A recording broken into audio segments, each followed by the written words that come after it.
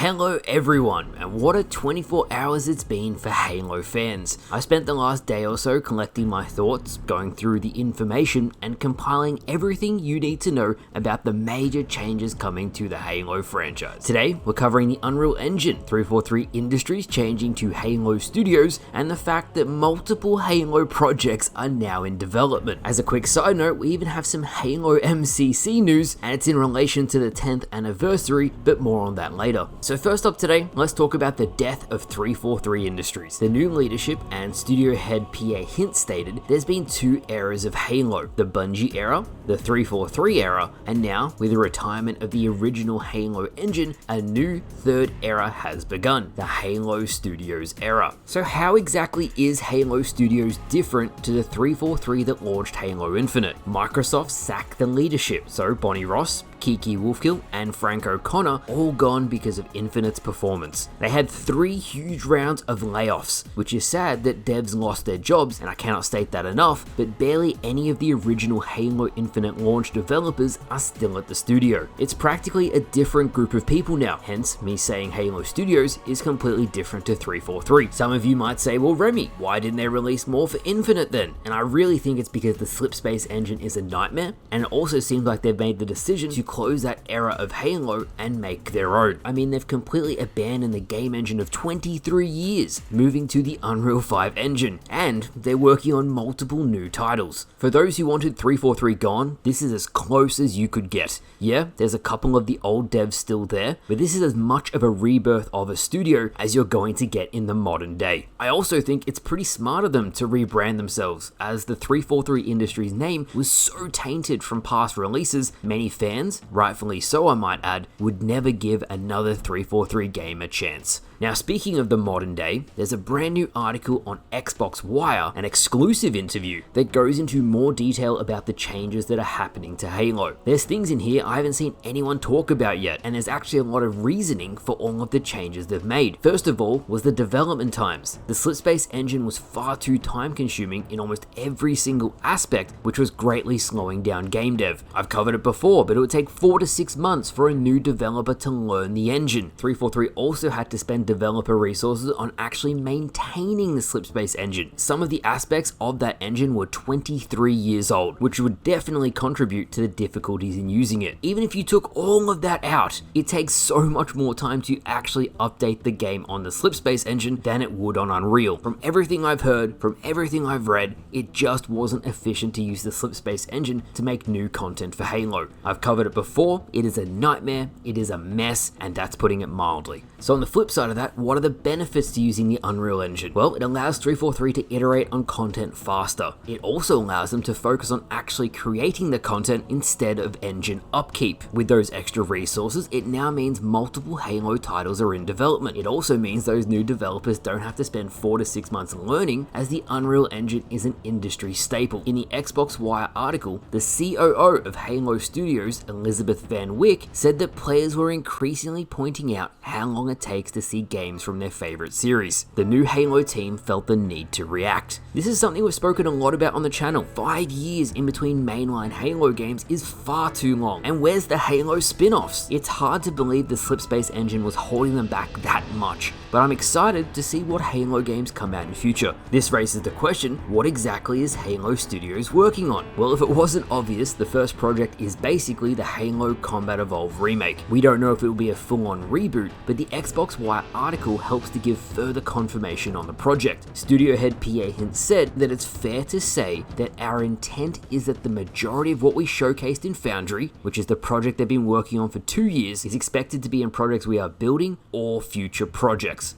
All of that flood biomass, all of the Halo CE assets you all recognize, the environments. If that doesn't confirm a Halo Combat Evolved remake, I don't know what would. Pierre also said they want Halo Studios' work to speak for themselves. They're not going to share too much unless they have a lot to show. This is a very big shift from how the old management operated, as even during the new Infinite era, the way information has been communicated to the community is very show when ready, not tell beforehand. The second project project I would imagine would be a multiplayer game in Unreal. My guess, and I spoke about this on stream the other day, would be a definitive Halo multiplayer experience in the Unreal Engine. So one multiplayer that can be consistently updated, iterated on, and receive new content periodically. Again, that comes back to the Unreal Engine, allowing them to create content faster and allowing them to put out more than the Slipspace engine was capable of doing. This would mean we get new campaign experiences every few years, and the multiplayer they're building will be updated from time to time. One of the big concerns about the whole Unreal Engine is the physics. We all know I'm a Halo physics nerd, and I truly believe it's one of the most important pillars to a Halo game. Straight up, it needs to feel like Halo. The new article actually addresses this, and it reads, "The spirit of Halo is more than just the visuals.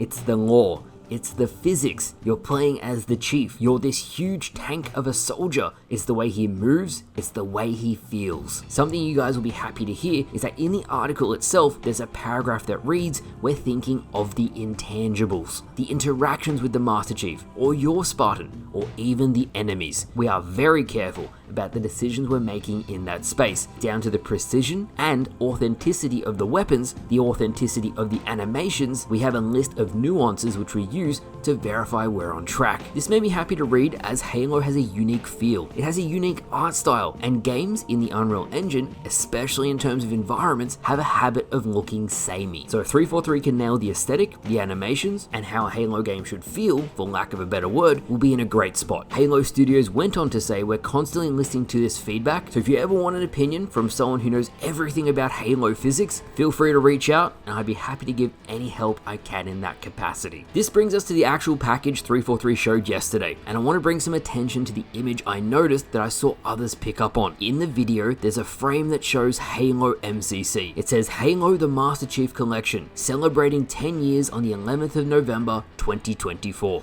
Now this is particularly interesting for a number of reasons, but primarily because it lands very close to Halo 2's 20th anniversary. We have wanted one more major MCC update to fix a number of primary problems, for example the cheating, a modded custom games browser, every wishlisted item we still have for the game. The reason I bring this up is one of the modders from the dig site team who is restoring the Halo 2 E3 2003 build said last night, and I quote, "It's on the community to raise the word about more community Halo content for Xbox, including our work on dig site. The team and I cannot stress this enough. You want to bring Halo mods to Xbox? Your voices have to be the one to make it heard. Shout it anywhere and everywhere you can." Now I swear, I read something last night that said there's a small window now where we need to voice our concerns, but when I went to check this morning to find that exact comment to make this video, it was gone. I could not find it. So what I'll say is this: you guys watching this video for years, when I cover MCC PC mods, say what about the Xbox users? So this is the time we need to be vocal. I'll be doing a dedicated video on this next week, but I thought it was interesting it showed up in the Halo Studios new vidoc.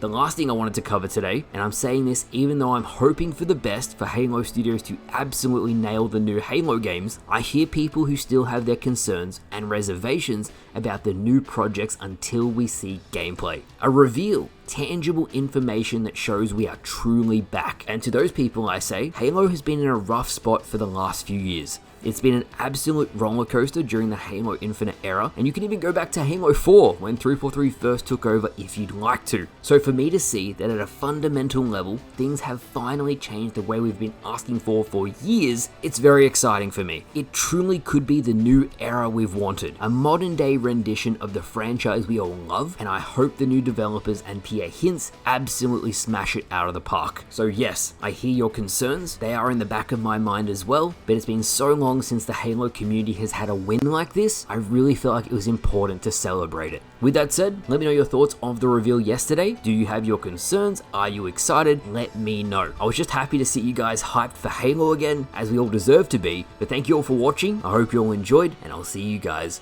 later.